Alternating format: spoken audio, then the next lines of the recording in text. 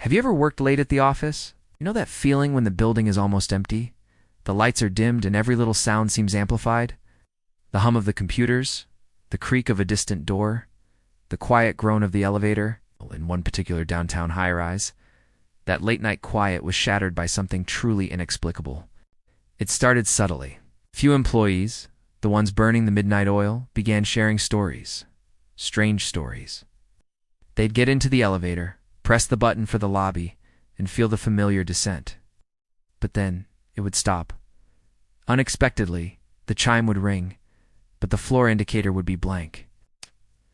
When they looked at the control panel, no button was lit. The elevator had simply decided to stop on its own between floors, or so they thought. When the doors would slide open, it wasn't a familiar office lobby that greeted them. It was something else entirely. A long, narrow hallway stretched out into complete darkness. There were no lights, no windows, no company logos on the walls, no doors leading to offices. It's just a silent, black void.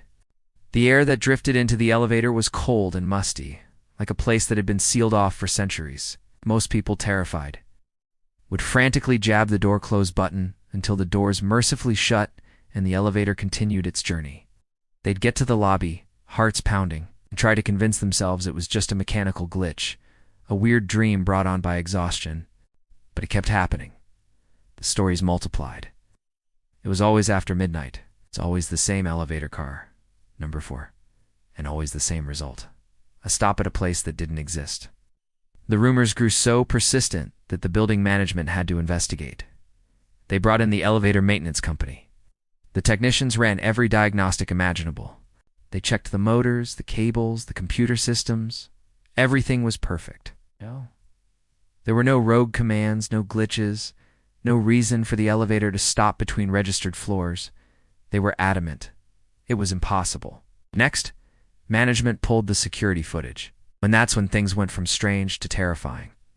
They watched the footage from inside elevator 4. They saw an employee get in on the 14th floor. Press L for lobby. They watched the elevator descend. And then, just as the stories described, it stopped. The doors opened. The camera, positioned high in the corner, captured the employee's face turning from confusion to sheer panic as they stared out into an abyss of darkness. The footage confirmed it. The elevator was stopping, was opening its doors to this phantom floor.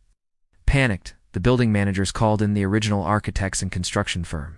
They pulled out the original blueprints, every revision, every single schematic of the building. They went over it with a fine-tooth comb. There was no secret floor, no forgotten level.